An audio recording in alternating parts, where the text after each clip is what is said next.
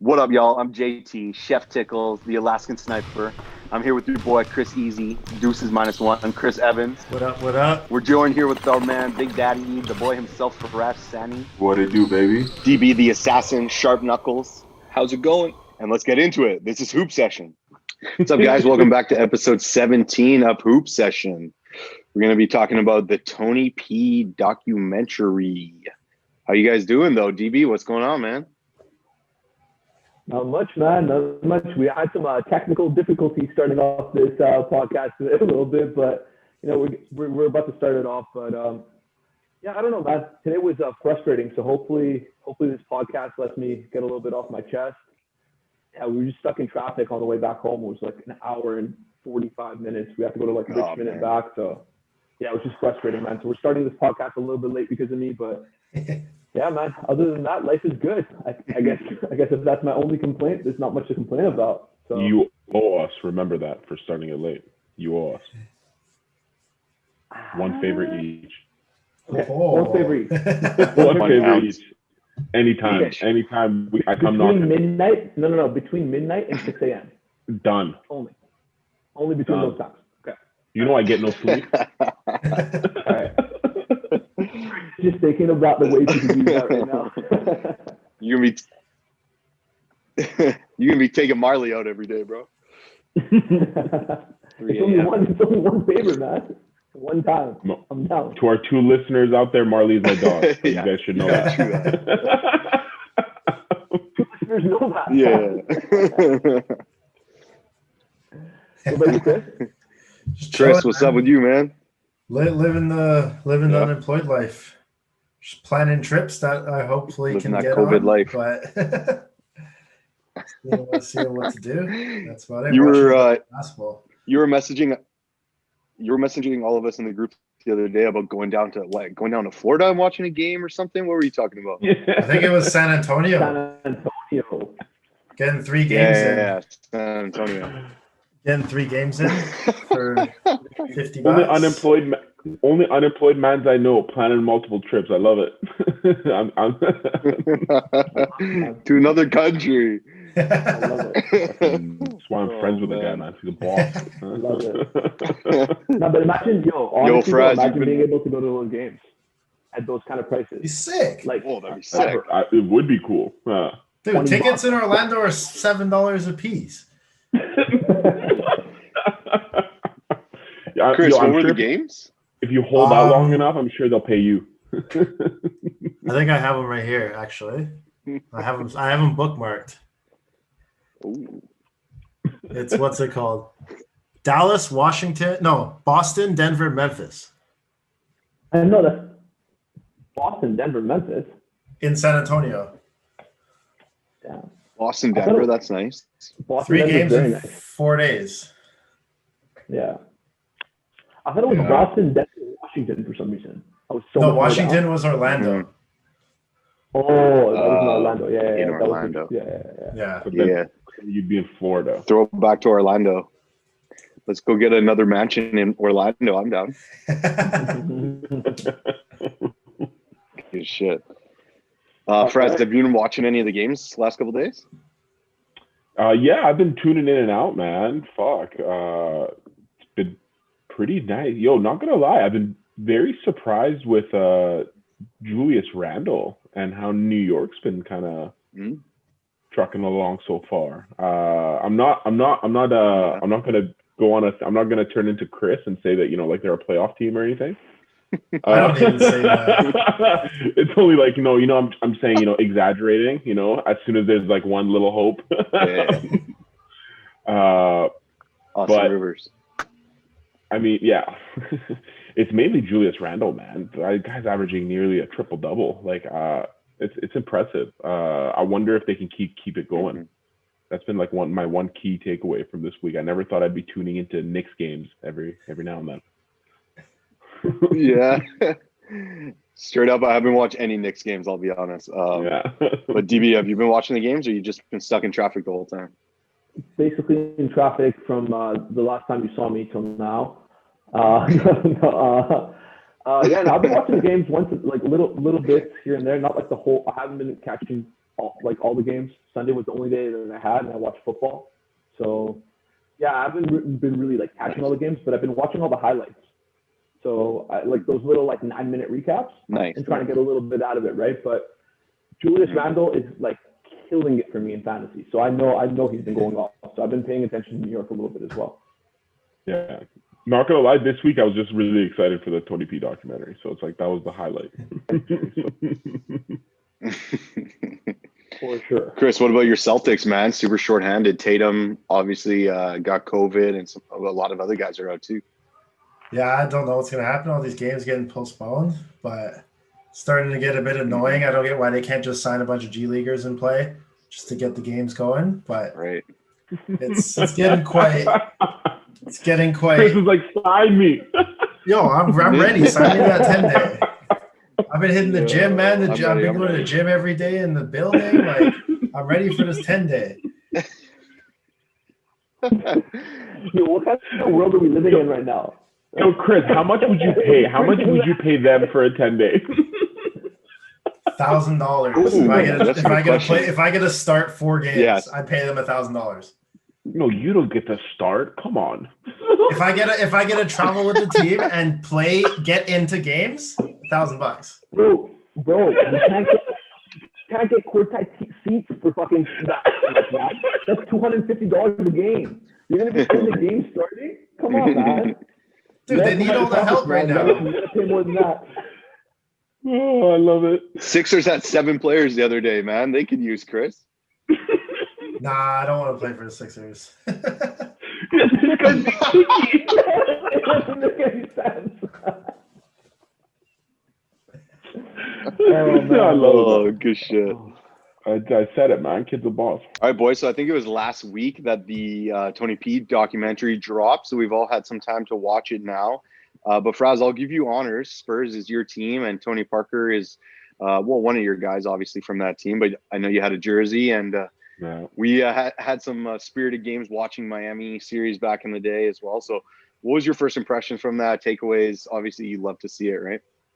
Yeah, those were some fun days, man. That Miami Spurs series 2 years in a row.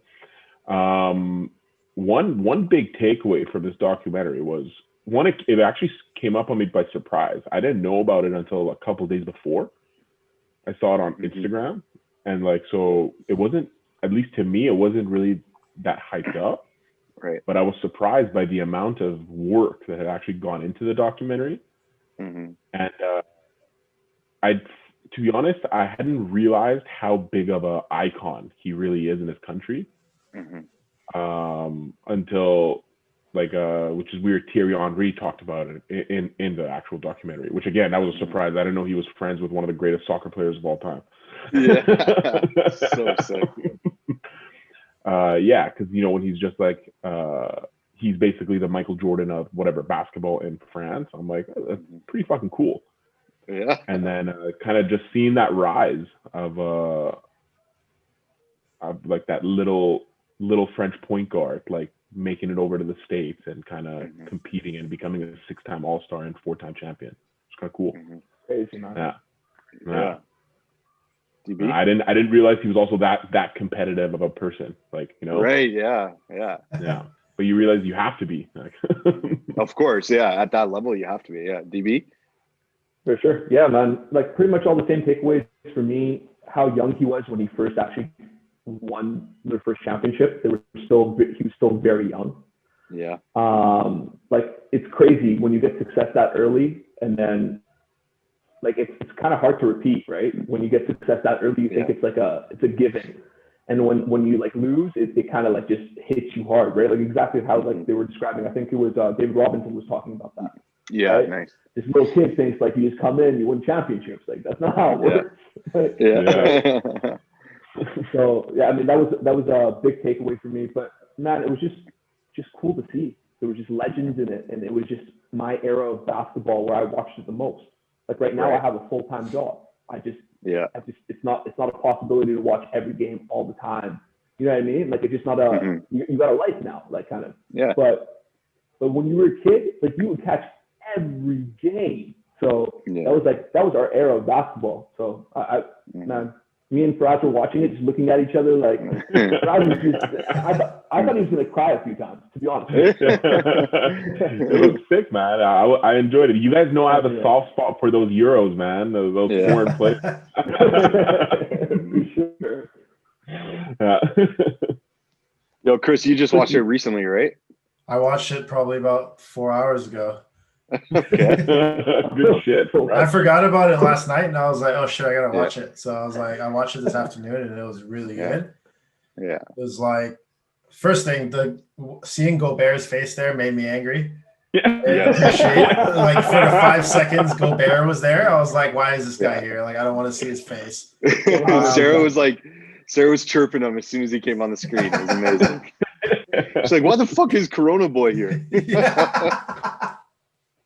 But no, it really shows that documentary. Like, obviously, it was. I don't think, Faraz, to your point, I don't think we heard about it. It wasn't hyped up as much as we thought it should be because it was a French documentary. It was made like all French documentary, so I think it was more hyped up, obviously, in France than it was here. But I think it was very well done. It was very like informative. The interviews were amazing, like with every single legend that you can think of, probably is getting interviewed. It really like hit seeing how European basketball was. Like I haven't seen what European basketball is like, obviously in person, but just seeing it through the lenses, seeing how crazy they are there, it doesn't even like rival anything that you see in the States. Like obviously NBA is huge. NBA, like you get fans and stuff, but the passion that European fans have for basketball is actually quite intense. If you think about it, like the France-Spain rivalry, I didn't know that was a huge rival, as big of a rivalry as I thought. As it was, yeah. Exactly. But one of the coolest things I thought was Tony Parker's house in San Antonio. This man had splashdown mountain in his backyard. It was absolutely insane. Like a 30-foot drop. Yeah. Like this guy's climbing a mountain in his backyard, driving around with a golf cart. I was like, holy shit. There was a scene when he was on top of that splashdown thing on his phone, and he's sitting on like the fucking side of it. Man, it gave me anxiety. My fucking palms were sweaty. Here, man. But yo, JT, one thing I missed also is I think one of us will point this out, but how big of a boss is Pop? Like, just Pop is such a freaking boss, man. Boss. Yeah. Like shit. But he had a plan. Like he had a plan the whole time. He's like, dude, if you're gonna be my point guard and we're gonna have success, if you can't get through my shit, you're not gonna be able to fucking lead us to a championship. Like that's crazy though. And same with Tim Duncan, ignoring him for like a full year. Yeah, that's crazy. Well, that was the coolest thing. That was one of the cool things for me. He was like, when he found out he was starting, he's like, is Tim okay with this? It's so fucking sick. It's so sick. Tim was big dick on that team, man. He was the superstar. Absolutely. Yeah. Obviously, it was a great documentary. I mentioned to you guys, I watched it twice. I thought it was really cool that it was in French and that it was kind of, made for that crowd. And then it was obviously just translated over for us. So we didn't get absolutely everything, but if there were a couple things that I think could have been in there that would have made it better was, I thought LeBron would have talked a bit at least about going against them 3 times in his career in the finals, right? I would have thought there would have been something there where he was giving him some love at least, or even just saying how hard of those series it was. And then the other thing was maybe he was. I don't know. I don't think LeBron wants to talk about like right now, like LeBron's at the top, like time in his like career where he wants to be like compared to not compared to Jordan, he wants to be better than Jordan, and like bringing up that you're 2-1 against or 1-2 against this little French kid, like it just it's not maybe look right now for the GOAT wanted to get me like the second. Fair, good point. I would have that happened regardless, and the first series was like he had no chance anyway, so. I don't know. There's obviously maybe that was part of it for sure. I thought it was really cool for us how much time went into it. Obviously, they've been following him since he was a little kid, and they had the intention of making this documentary since he was at least in high school during that tournament with all those other guys, Ronnie Turiaf and whatnot. So that was definitely super cool. But yeah, I just would have liked to see a little more in depth in that rivalry with Miami. You know, they almost made it and lost to OKC. Lost to OKC the year before, and then they won. Then they go back to back against the Heat, and then the fourth year they lose to the Warriors. So I just thought that would have been nice, just to spend more time on that. I thought that was like a huge part of his career, right? Like if he doesn't win those two that he got against them, obviously his career is way different. But I don't know. I was just super impressed. Like obviously I hated on him a lot back in the day when I was watching, but that was just not understanding that level of basketball. I didn't know, TV, like you said, how young he was when he came into the league. I didn't know he was 21 when he got his first championship. Crazy. Like, it's so crazy, man. And like he said it very well, himself, about how competitive he was and how people thought he was cocky and stuff. And he's like, I was just a kid. I was just being honest about what my goals were, and I was just being like very upfront. Like I want to go to the NBA. I want to play like against, I want to be in that era of Michael Jordan. I don't know. It's something about that just really stuck out to me. I thought that was a cool way of him. It was almost like an innocence of being like, I'm just trying to hoop. I'm just trying to hoop. So Faraz, what did you notice from Pop and his role in this? I think he had a couple of interviews, but obviously he had a huge role in Tony P's career. What did you think about that? Yeah, I mean, obviously Popovich like molded and shaped Tony P's career in like every facet you could like think about, because he came in so raw when he was into the NBA and so young. And like a bunch of his old coaches talked about, like all he really had when he first came in was speed. Like that's all he could really do. Like he could just kind of like turn it on and he would just fucking blitz and he would just get a layup. He would or that little floater that he developed later on. So I feel like Pop and that whole Spurs system like played a huge role in like just kind of getting him to grow as a player. But then also like I feel like they should have touched a little bit more on his friendship with Thierry Henry. Because I mean he's known as one of the greatest soccer players of all time. And like Tony P talked about a bunch of times where Popovich crossed the line, and I feel like that's in that instance is where a lot of players might get lost, where they don't realize that the coach is trying to get to them, or they'll take it too personal. And I feel like he might have been on the brink a few times, and having that friendship of another professional athlete who's probably gone through a lot of similar things, telling you it'll be okay. Like as long as he's talking to you, as long as he's trying to make you better, like it's good. I feel like that's huge. And it seems like they're best friends. Like that's crazy. Yeah, so crazy. Like he flew out 3 days to San Antonio, like after this guy got injured. Like I'm like, you got to be best friends. I understand you have a lot of money, but yeah. But also like all those scenes of like him in the hallway, him in the locker room, blah blah blah. Like Henri's always right there. He's always right there behind him, like wearing a hat, wearing a shirt or something. Yeah. All the big games, all the big moments. That's crazy, man. Yeah. It's crazy. Yeah, he's always there cheering him on. Like I'm like, these guys are legit. Looks like they're best friends. Yeah. Wow. DB, did you catch that comment from Parker where he was, Kobe was saying how he learned in French something so that he could talk shit, and then Parker was like, "Oh wow, like this guy went out of his way to like learn French." I don't know. I feel like that's something you might do back in high school or something. Learning French, I would do something like that for sure. I would do whatever I could, man. Like that's the style of basketball that I like, man. Trying to get under someone's skin like that. That's pretty funny. But you know what? For me, it was crazy how much respect Kobe had for Tony Parker. Yeah. You know what I mean? I knew he had a lot of respect for that organization. I knew he had a lot of respect for Pop, Tim Duncan, all that. But for Tony P as well, like just that was big to me, man, because like that made me kind of respect what Tony Parker did a little bit more as well. Yeah. Absolutely. That was such a good rivalry back in the day. And remember where we were talking about how young he actually was going up against Kobe and Pau, like who he went up against in Team Spain, I'm sure a lot, right?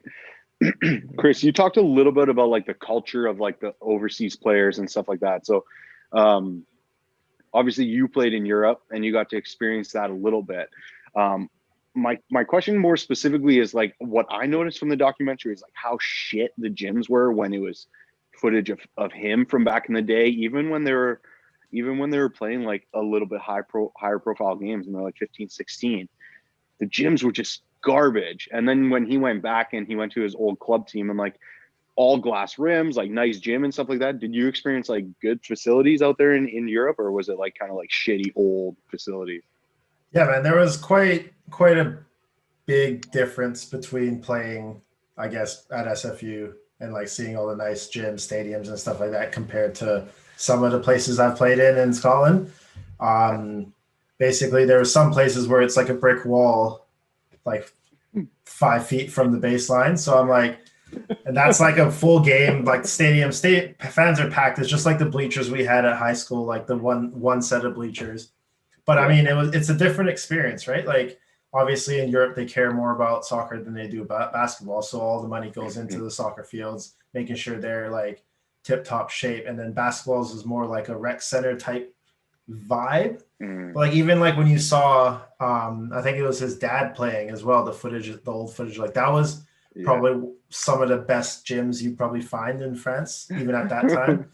So it's like, it's quite crazy to see the difference. But then I think it's just like the culture. They don't know what playing in, like obviously they didn't see what playing in a stadium is like, but they've never felt it before or anything. They've never felt it playing in a big, like glass backboard, like nice rims that come down from the ceiling type thing, because it's just not, the infrastructure isn't there in Europe. Some places obviously yes, but like in the majority of places it's more like you're playing in like a little rec center, where half the gym is split with a curtain kind of thing. So I mean, it is a different, shocking, like eye-opening experience, but it is cool. It's like, oh, I'm playing in a different country. That's quite cool. Yeah, straight up. Cool. Faraz, I had a question for you too. Like, how do you feel, obviously, as being like a lifelong Spurs fan, how did you feel seeing Tony P finish his career in Charlotte?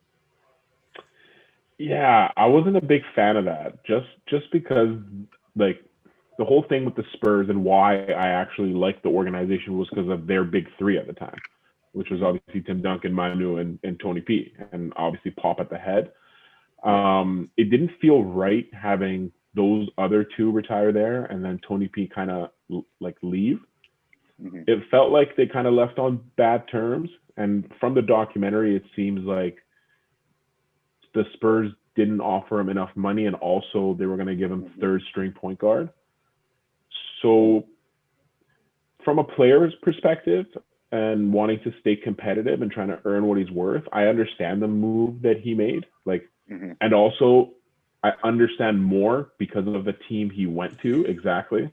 Because honestly, like my idol, like would be Kobe Bryant, but like I'm imagining if I'm a basketball player and like Kobe calls me and he's just like, "Hey man, like want to come play for me?" And I was just like, "What?" Yeah, right. Like, who's calling? Like legit, like he got a phone call from Michael Jordan. He was talking about it. He's like my idol. Like I'm like that's so I can understand the move. I personally didn't like it, and I honestly think if they go back, they would have done something where he would have just finished off there. Right. The legacy would have been complete. Man. Or what about even if he had gone back after Charlotte and then finished up with Spurs? Yeah, he could have done that, I guess. I don't know why why that never happened. But I feel like that still tarnishes it a bit. It's still like to an extent. It's just like he felt unappreciated at one point, left, and then comes back. Yeah, right. Well, that's the thing too. You said MJ called him, but I think he said like a lot of teams were calling his agent. Like a lot of teams were calling about him. So that's obviously he picked playing for MJ. That's so cool. But DB, but did you have any other? I wonder if like he would have had a big role on any other teams, to be honest. Yeah, it depends, right? It's hard to tell what I can't remember what the rosters were back then, but you never know, right? You never know how that ripple effect like would have changed any team situation, right? Yeah. DB, did you have any other main takeaways? One of the biggest takeaways I actually took away from this was that was weird. But was that how much luck is actually involved in any athlete's career. It's crazy. Right? Like anything could go wrong at any point throughout his career, and he wouldn't be who he is. He might not even be in the NBA, right? Let alone a champion, which is freaking crazy. A Finals MVP, right? Like things that don't even make sense. Like to a normal kid coming up from where he came from, that's not what happened.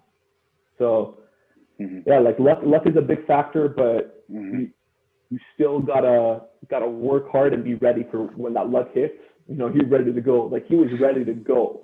Exactly. It's almost like you know, Tony Parker is what like Ricky Rubio is supposed to be, right? And that's where like just bad luck came into it. Maybe he got drafted by a shitty team, bad organization, bad luck. He got injuries, blah blah blah. And yeah, he's solid, but like all those things you just mentioned about Tony P, right? Like maybe even if he went 4 positions higher in the draft. He mentioned like I think Boston wanted to take him. Boston was meant to take him with the pick before or something like that. Yeah, I wonder who they ended up taking, but yeah, anything could have happened, right? Maybe he got drafted like 18th overall, and then something happened and he fell out of the league. But Chris, did you have another point on this documentary before we move on? Yeah, DB, to your point with luck, I think just can you imagine how many players would be drafted, 28th, I think, come into that San Antonio Spurs team, get like probably first day of practice, get yelled at by Pop, get mentally abused by Pop probably, and just say, fucking I'm out. Yeah. Like the fact that Tony Parker stuck through it, and that's what gave him the success, it should be probably one of those things that need to be like written in every young player's handbook, you know? Yeah.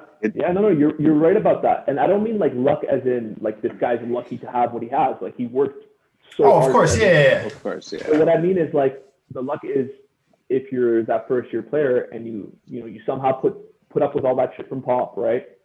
There's no guarantee that you're gonna have Tim Duncan and David Robinson there exactly to carry you to a championship. So you know what success is in the NBA. And then you know what I mean? Like there's a lot of stuff that has to go right, is what I'm trying to say, to create that kind of player. It's just for anyone. And I guarantee you can go to anyone's story pretty much and say the same thing.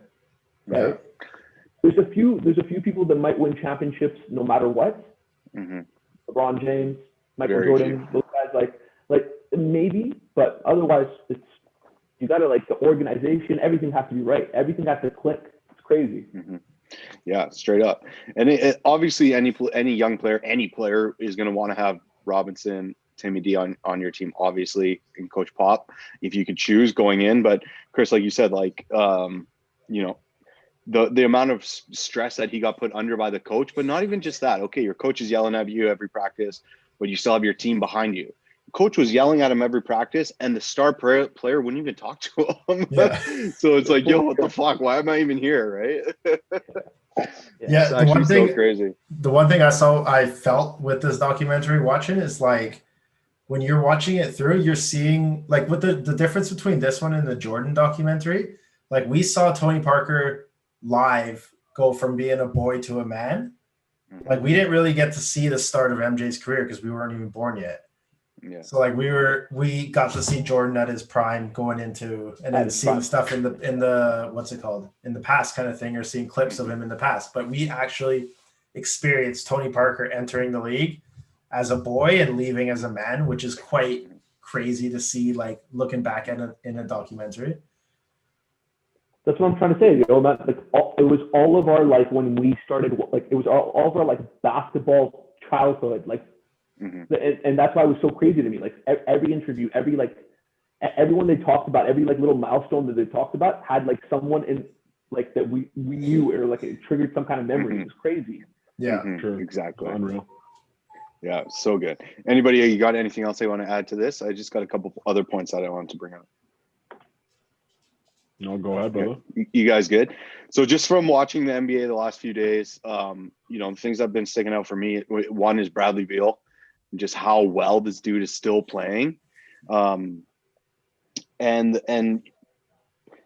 I don't know if he's going to be kind of put on the trade block or not, but another thing that I took away also is Jokic, right? I think Faraz, I think one of you guys mentioned it last week about Jokic, how well he's playing. But this brought me to a question. So I'm going to go around you guys and I'm just going to ask you guys the question, but kind of in a different way. So DB, who do you think is the best like passer currently in the game right now? Would you guys hate me if I said LaMelo Ball? No. It's valid right now, today. Yeah, maybe. Oh man, it's hard. Best passer. Ooh, fuck. So, LeBron maybe, because he has that court vision as well, and like he could create and still like kick it to like weird positions on the court that you know what I mean, like at angles where he has the strength to just. He's got to be one of them. Mm-hmm. He's got to be one of them. I don't know. For sure. Yeah. You know, obviously, like Chris Paul came to mind for me. LeBron, Jokic, Chris Paul. But Faraz, who do you think that Jokic right now is the best passing big man in the league? Yeah. We don't consider LeBron a big man, right? So right, yeah. LeBron's a point guard. Yeah, LeBron's a point guard. Like a true big, right? Like a true big man. Yeah. He has to be the best passer in the league right now, right? Like the only person I could really think that might compare is like Marc Gasol, but it's just different, right? It's just different. So he doesn't attract as much attention now anymore. Exactly. So he can't get those passes off that he used to, right? Exactly. Yeah, he is the best passing big man. And I think Gasol Gasol obviously has more talent around to pass too as well. So Chris, do you think that then Jokic is the best passing big of all time? Oof. All time. I can't think of any really other. Mm-hmm. I can't picture it like off the top of my head right now. Yeah. But I sort of just want to bring it back to I think DB's point about LeBron being up there as best passer. Yeah. I think we've talked about this like a year ago or something, just shooting the shit kind of thing. But my like thought of LeBron being such a good passer and getting all these assists and stuff is everybody's eyes are on LeBron. So it's easier to get those backdoor passes. Easier if he's just standing there on the 3-point line. All 5 defenders are looking at him. Nobody's caring really about their defender. So that's why it sort of gives the illusion that LeBron's a better passer, better assist man than he actually is. Like, don't get me wrong, he's a great passer, but he's not. I think Jokic is better than LeBron by far, but I don't think LeBron is actually like as good of a passer than his like stats and highlights show. Okay, so sorry. Yo, go, but I need to go next. Okay. So why? Okay, we're not talking about target practice now. We're not like if we're talking about like stationary, maybe chest pass. No. I'm not saying that. Yeah, like he might not be the best, but like you're saying, he draws attention, so it makes it easier for him to pass it. Why is that his fault? He's great, but I'm not saying that. That makes his passing better. Exactly. Yes, I understand that, but it makes the passing easier. So your other skills are increasing your your other skills are making your passing easier. Whereas somebody who's just a regular player is not going to have trouble making the exact same pass because all eyes aren't on him. Yeah, no, I disagree with that. Your point is just the whole point is just like it's mute though. Like it's like me saying like it's easier for LeBron to make dunks because he's taller than me. Yeah, he's taller than me. That makes him better. So he's better at dunking than I am. No, but I'm just saying the defensive focus is all on LeBron, even when he has the ball. So it's easier for the defend or for his teammates to cut and get open layups, and which makes LeBron look like a better passer. Chris, so what I'm taking from this is like LeBron's passes to you have like bigger windows because there's more people like around him, therefore leaving other people open. So like technically the physical pass that he's making is easier. Yes. Is that what you're saying? Yeah. Yes. Okay, but put it in this situation, right? It's like, okay, if LeBron drives to the basket, the help comes, he makes a pass, easy pass. Okay, put yourself in that situation. Is that pass harder for you or easier for you? It's much harder because nobody's going to fucking help. Therefore, that makes him a better passer. But it doesn't necessarily make him a better passer. This is exactly like the whole Kyrie Isaiah Thomas debate. Okay. And whereas Kyrie looked like a better player than Isaiah that year because he had LeBron, all focus was on LeBron. So then Kyrie had the secondary, what's the secondary option? And then Isaiah was the number one option on the team, and he still put up the same numbers. So that's the sort of all eyes are on LeBron, which elevates the rest of your team, which makes it easier for him to pass. That's my theory, at least. Mm-hmm. I understand what you're saying, but it's the fact that yeah. I think we're just arguing about different things. I think that's what's happening right now. Yeah, we're just like I think me and you, DB, are agreeing. Like the fact that he draws that extra attention proves the point that makes him better. Of course, I don't. Yeah. It makes him better. I don't think it necessarily makes his passer. I know, because I'm really trying to understand where Chris is. I'm really trying to understand what Chris is trying to argue, but I don't get it. Yeah, because that does make his job harder. So it's like, yeah, but he's just it makes great his job in the other things harder, but it makes the passing easier because it opens up passing lanes because everybody's eyes are on LeBron instead of their own defender. Because the whole goal of the defense playing against LeBron is to stop LeBron. That's my theory. So. There's yeah. I think we just agree to disagree on this one. Let's go with I that one. think this is an opportunity for Chris to shit on LeBron and jump on Jokic. But going back to Jokic, in terms of him being the best passer of all time as a big, the only name I could really think of was Sabonis. DB, did you have anybody else in mind? Yeah, no, that was my guy, and then Vlade was one of the we mentioned them both in the last. I think in our last pod too. Mm-hmm. So those other two guys obviously never averaged 10 assists a game. Right now, Jokic is averaging 10 assists a game for the season. Yeah. So do you guys think, like, DB, you think he'll keep that up? Obviously, I think so, man. I think he can. I think the way the game is going and the way that whole team is organized around him. Mm-hmm. Like everything goes through him. He touches the ball so much. I think he can keep it going. I mean, it's weird to say, but he's the type of player that if he averages almost a triple double, it's not like super surprising, right? Yeah. So yeah, he's really good, and I think that it's just my bias that even brings RB this up, right? Because I just like him a lot. Yeah, but I think yeah, you know what I mean. But I think Jokic is actually probably going to go down as by far the best passing big man of all time. Mm-hmm. Yeah. So if he's able to, average double digits, 10 assists, that will be the first time any big has done that. So, Faraz, I have an interesting one for you because a lot of people will always say, well, Wilt did it. And Wilt made a point of going out and leading the league with assists. But Wilt did it with total assists in a season, but not assists per game.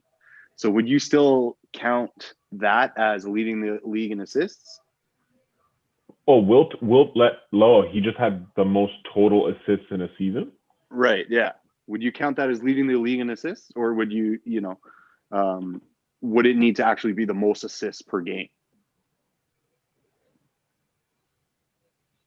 Good question, man. I don't know. How many games did they play back in the day when Wilt played? Probably about the same, but I just mean in general, right? No. It had to be less, right? Way less teams, right?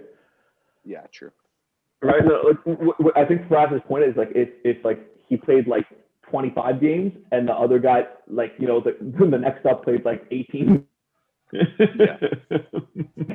right? Then no, it doesn't really count, right? Mm-hmm. But if it's like one game apart or whatever, it can be apart and like the averages are very close, and he's like when you talk about Stockton, you say he's like the number one assist man. You don't take that is true. Yeah, that's true. Good point. Right? So.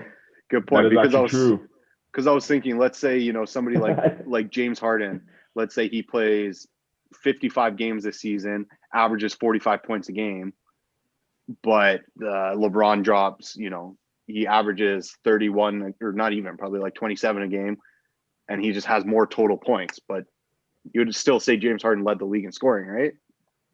In that scenario? But how many games did you say LeBron plays? LeBron, let's say he plays like near the full season, but Harden plays like 65 out of the 72 or like 60 out of the 72. I think there has to be a cutoff. There has to be a then it's threshold. still Yeah. Then Harden is still like by far ahead there. Like he's right, yeah, because it's points per game, right? Like when he plays, this guy drops 45, right?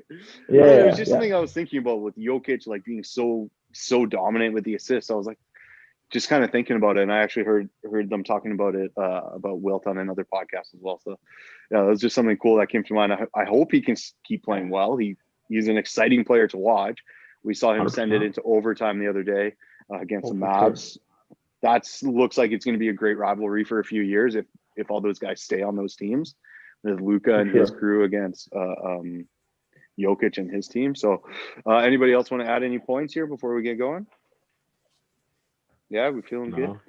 What's up? Yeah, I love you guys, but one thing, man, I'm fingers crossed, guys. Like, I'm not having good vibes about this basketball season with all this COVID stuff, man. Mm-hmm. Like, it's so early in the season and so much is already happening. And like Chris said, he might be playing in the NBA in the next couple of weeks, man. Like, well, yo, I just want to bring up a tweet from Jamal Crawford after.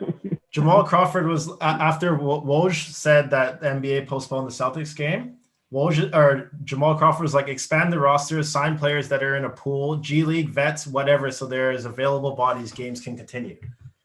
Mm-hmm. So I think that's a very valid point. Is like you need to get these games continued because the NBA I think right now has a cutoff that they have to finish before the Olympics. Otherwise, they screw over Team USA for the Olympics for the most part, or for the entire basketball part of the Olympics. So I think they need to finish the season. So I feel like just sign whoever you can get to get these games, to get those 8 players just to play. Mm-hmm. Yeah, that's something I heard as well. And it makes sense to expand the rosters. They actually did expand the rosters from 15 to 17. So you can have 15 guys dressed now and then 2 guys not dressed. So they did do that. But what I heard was because these D-League players, you can't really contact trace them. It's a lot harder at that level. What would need to happen is they're creating their own bubble right now, right? The D-League, and they're doing like a draft and blah, blah, blah. So that I think needed to be set up beforehand. And then everybody can now, okay, my team 100% is safe. I got 15, 20 guys down there in G League who I know are safe. And then if I need somebody, I'll call them, tell them, they fucking meet them in Philly or wherever they need them, right? Yeah, exactly. But that's a great point. Like, get these games going. It's an opportunity. Like, who is rookie on Philly? Dropped 38 or something. He's a late first round pick on like a really solid team playing behind Ben Simmons. Like, dude dropped 38. That's fucking sick. I'm always down for more basketball, but it's just a matter of them trying to do it safely. I don't know. Yeah. And they also want this, like, the season to matter, right? Because if you're playing the entire regular season with a bunch of people that are actually not even going to be part of your organization by the time you come close to the playoffs, it's really not a reflection. You know what I mean? Like, and you might not even make it to the playoffs by that time, right? Yeah. So they wanted to make it fair for everyone as well, and actually have the real players playing. Mm-hmm. So I understand where they're coming from. I get where you guys are coming from as well. Get the games kind of moving. Let's go. But I get both sides, man. But yeah, what? It's just weird because I don't understand what the standard is. Like, the Philly game did not get postponed. They had 7 guys. They had 9, but they had 9, but then they didn't want to put the wear and tear on. This is what I was listening to someone. Yeah. And they were saying that both Embiid and Simmons were actually able to play, but Doc essentially just gave them a fake injury, essentially. Yeah, like the NBA rejected it, that it was too late. So they rejected those two. So it was So they tried to snake. They tried to snake the league by getting that game postponed because they didn't want Simmons and Embiid to play with a bunch of scrubs against a good team. Great point. Exactly. Yeah, great point. I didn't know Embiid was healthy, but I heard Simmons was healthy. But I heard they had to dress Wilson Chandler, who's still actually injured as well. Like, they had to dress him as playable, but he was injured. So, but anyways, they don't postpone that game, but then they're postponing these other games where less guys, or I don't know. It's just so weird. I don't know. I heard some other podcasts, they were talking about it. Like, okay, they're following the CDC in terms of contact. So that's why, like, Brad Beal had to sit, I think, because he talked to Tatum. But he didn't sit at all. I don't think he sat. Beal didn't sit, Anyways, did it's he? just super Yeah. weird. It's like, how can you play a game against a person and it's fine, but then you can't? I don't know. They just sent out a memo today where like they can't like dap up anymore. It has to be like elbows, and you have to be 6 feet apart, like when they're saying hi to each other. But you can play 48-minute game. I don't know. Either. None of it makes sense. Yeah. It's all for me. I think it's all of like the mask stuff when they come onto the bench, but when they're on the court, they're breathing in each other's faces, and it's okay. Mm-hmm. I think all of that is just for us, right? It's for us to Yeah. see it and think that wearing a mask is acceptable and it's a good thing, right? Mm-hmm. I think it just promotes it. I think they're just trying to have like that safe vibe, Yeah. right? And the NBA, it's always been that like that really like good vibe kind of like league where it's really pandering to like the younger audience too, right? Mm-hmm. So Yeah. Yeah, it's a think it's really all- progressive league historically.